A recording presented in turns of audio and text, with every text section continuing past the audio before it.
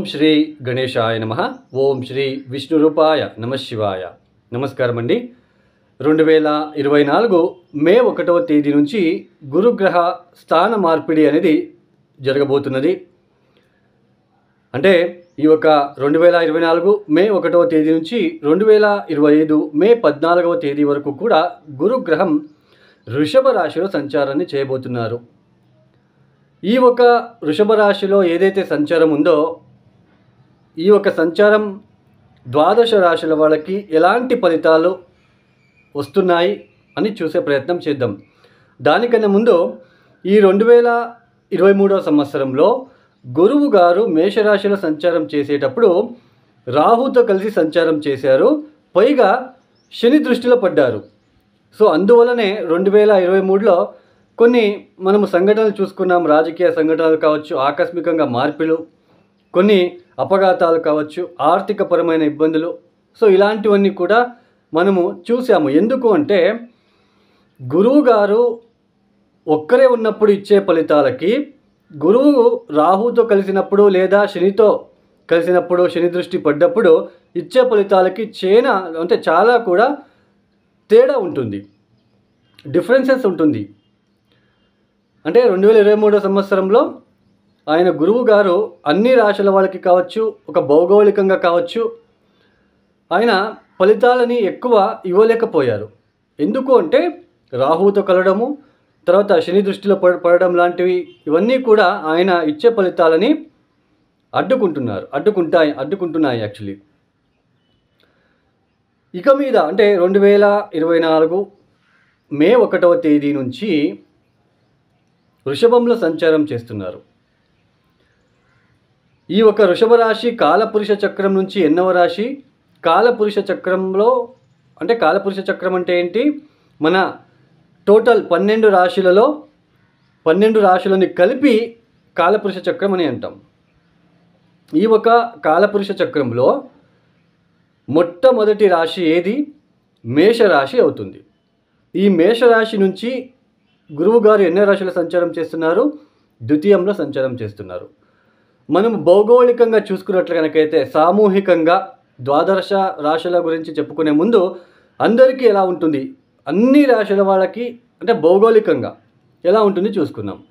గురువు ద్వితీయ స్థానంలో సంచారం చేస్తున్నారు. అంటే మేషరాశి నుంచి ద్వితీయ స్థానం. ద్వితీయ స్థానం అంటే ఏంటి? మొదటిగా ద్వితీయ స్థానం అంటే కుటుంబ స్థానం అని అంటాం. ఫుడ్, భోజనం చేసే అంటే భోజనం గురించి ఆ ద్వితీయ స్థానం నుంచి తెలుసుకుంటాం. ఫైనాన్షియల్ గురించి అంటే ఫైనాన్షియల్ సెక్టర్స్ నుంచి ఆ ఒక ద్వితీయ స్థానం నుంచే తెలుసుకుంటాం. కమ్యూనికేషన్, మనం మాట్లాడే పద్ధతి, మనం మాట్లాడే వే ఆఫ్ టాకింగ్, దాన్ని కూడా ద్వితీయ స్థానం నుంచి తెలుసుకుంటాం. తర్వాత ద్వితీయ స్థానం నుంచి ఏం తెలుసుకుంటాం? ఆ ఒక వ్యక్తి ఆకర్షితంగా ఉంటున్నాడా, ఫేస్ ఎలా ఉంటుంది అంటే తన ఒక ఫేస్ అట్రాక్టివ్గా ఉంటుందా. సో ఇవన్నీ మనం తెలుసుకుంటాం ద్వితీయ స్థానంలో. సో అలాంటి ద్వితీయ స్థానంలో గురువుగారి సంచారం ఏదైతే ఉందో మొట్టమొదటిగా ఫుడ్ ఇండస్ట్రీస్ డెవలప్ అవ్వడానికి అవకాశాలు ఉంటాయి ఈ ఒక సంవత్సరంలో. తర్వాత కమ్యూనికేషన్ సెక్టార్లో పనిచేసే వాళ్ళు అంటే మాట్లాడే ఒక సెక్టర్ అయి ఉండొచ్చు. అంటే ఏది ఆ సెక్టర్స్, మాట్లాడే సెక్టర్స్ అంటే టీచింగ్, తర్వాత మార్కెటింగ్ చేసేవాళ్ళు కూడా ఎక్కువ మాట్లాడాల్సి ఉంటుంది. వాళ్ళ ఒక కమ్యూనికేషన్తో ఇతరులని అట్రాక్ట్ చేయాలి. సో అలాంటి ఫీల్డ్లో ఎవరైతే పనిచేస్తున్నారో వాళ్ళకి, ఈ గోల్డ్ స్మిత్, సో వాళ్ళకి కూడా, బంగారం చేసే వాళ్ళకి. తర్వాత ఈ ఒక ద్వితీయ స్థానం అంటే ఏంటి? ఫేస్, ముఖానికి సంబంధించినది. అంటే ఆ ఒక సౌందర్యాన్ని పెంచుకోవడానికి చేసే ఒక ప్రయత్నం ఈ యొక్క ద్వితీయ స్థానానికి సంబంధించినది. అంటే సౌందర్యం పెంచుకునే ప్రయత్నం అంటే ఏంటి? Cosmetics, beauty parlours. సో ఇవన్నీ కూడా ఇక్కడ పనిచేసే ఒక ఎవరైతే పనిచేస్తున్నారో వాళ్ళకి చాలా పాజిటివ్గా ఉంటుంది, లబ్ధి పొందుకుంటారని చెప్పుకోవచ్చు. Main food industries, communication sectors, teaching sectors, gold Smith వాళ్ళకి, బ్యూటీ పార్లర్ పనిచేసే వాళ్ళకి, సినిమా ఇండస్ట్రీ వాళ్ళకి చాలా అభివృద్ధి ఉంటుంది అని చెప్పుకోవచ్చు. అలాగే ఇకపైన కొద్దిగా సాఫ్ట్వేర్ ఫీల్డ్లో కూడా జాబులు రావడానికి అవకాశాలు మనకి కనిపిస్తాయి. సో తర్వాత గురువు గారు వృషభంలో కూర్చొని ఏ రాశుల మీద దృష్టి పెడుతున్నారు? వృషభంలో కూర్చొని గురువు పంచమ దృష్టితో కన్యా రాశిని చూస్తున్నారు. వృషభంలో కూర్చొని సప్తమ దృష్టితో వృశ్చికాన్ని చూస్తున్నారు. వృషభంలో కూర్చొని నవమ దృష్టితో మకర రాశిని చూస్తున్నారు. బాగా గుర్తుపెట్టుకోండి, మీ జన్మ జాతకంలో గనక కన్యా రాశిలో గనక ఏదైనా గ్రహం ఉన్నట్లు గనక అయితే, లేదా వృశ్చికంలో లేదా మకర రాశిలో గ్రహం ఉండి అది చెడు గ్రహాలు అయి ఉండి వాళ్ళ దశాభుక్తి నడుస్తున్నట్లు కనుకైతే కొంచెం ఇబ్బంది ఉంటుంది. ఎప్పుడైతే గురు దృష్టి పడుతుందో ఆ ఒక చెడు గ్రహాలు కూడా మనకి ఇబ్బంది పెట్టలేరు. అంటే వాళ్ళ దశాభుక్తి నడుస్తుంటే కొద్దిగా పాజిటివ్గా వెళ్తుంది. మీ జాతకంలో చూసుకోవచ్చు, కన్యా రాశిలో ఏ గ్రహం ఉంది, ఏదైనా గ్రహం ఉందా, వృశ్చికంలో ఉందా, తర్వాత లేదా మకరంలో ఉందా, మీరు చూసుకోండి. ఆ ఒక దశాభుక్తి జరుగుతున్నట్లు కనుకైతే మరీ పాజిటివ్నెస్ వస్తుంది, బాగా మంచిగా ఉంటుంది. తర్వాత ఇంకొకటి అండి, ఈ ఒక గోచార ఫలితాలు అంటే రాశి ఫలితాలు అనేవి 20% మాత్రమే ఫలితాలు వస్తాయి. ఇంకా మిగతా 80% మన స్వజాతకం, మన ఓన్గా మనం ఎప్పుడైతే పుట్టి ఉంటామో ఆ సమయానికి ఏ లగ్నం అవుతుంది, ఏ దశాభుక్తి జరుగుతుంది, దీని మీద మన ఓన్ హారోస్కోప్ మీద మిగతా ఫలితాలు డిపెండ్ అయి ఉంటుంది. ఇక తదుపరి రాశి మిథున రాశి. ఈ మిథున రాశి వాళ్ళకి గురుగ్రహ ఒక మార్పు వ్యయస్థానంలో జరుగుతున్నది. దానికన్నా ముందు ఈ 2023 అక్టోబర్ 23వ తేదీ నుంచి కూడా ఈ కేతు చతుర్థానికి రావడము, అక్టోబర్ 30 నుంచి కూడా కేతు చతుర్థానం స్థానంలో సంచారం చేయడము, దశమ స్థానంలో రాహు ఉండడము కొద్దిగా ఇబ్బందికరంగా ఉంటుంది. మీకు ఏదైతే అక్టోబర్, నవంబర్, డిసెంబర్, జనవరి, ఫిబ్రవరి, మార్చ్ ఈ అన్ని మాసాలు కూడా చతుర్థంలో ఉంటున్న కేతు వలన గృహ సంబంధమైన ఒత్తిడులు, ఇబ్బందులు, మానసికంగా క్షోభ లాంటిది, ఏదో తెలియని బాధ, అది ఏ బాధ అనేది చెప్పుకోవడానికి కూడా ఉండదు, అనవసరమైన బాధలు, చిన్న చిన్న విషయానికి కోపాలు తెచ్చుకోవడము. విద్యార్థులు కూడా, ఈ మిథున రాశి వాళ్ళు విద్యార్థులు ఎవరైనా ఉన్నట్లు కనుకైతే వాళ్ళు చదువు పట్ల కాకపోతే లేదంటే ఆల్రెడీ రిజల్ట్ వచ్చి ఉంటుంది, తక్కువ మార్క్స్లు తీసుకొని రావడం లాంటిది, తల్లితో విభేదాలు, తల్లికి ఆరోగ్య సంబంధమైన ఇబ్బందులు, మర్చిపోవడం లాంటిది, మతిమరుపు అని అంటాం కదా, మతిమరుపు ఎక్కువ అవడం లాంటిది, అనవసరమైన తగాదాలు, ఒక విషయంలో కుటుంబ వ్యక్తులతో అక్కడ ఏది ఉండదు, అయినా అక్కడ ఏదో గొడవ జరిగి ఉంటుంది, చిన్న చిన్న విషయాలకి మనస్తాపాలు. ఇవన్నీ కూడా వాహనం అంటే మీరు ఇప్పుడు ఎక్కడో వెళ్ళాలనుకొని వెళ్తూ ఉంటారు, బండిలో వెళ్ళేటప్పుడు సడన్గా బ్రేక్ ఫెయిల్ అవ్వడం లాంటిది, అంటే ఏదో ఒక ఇబ్బంది రావడము.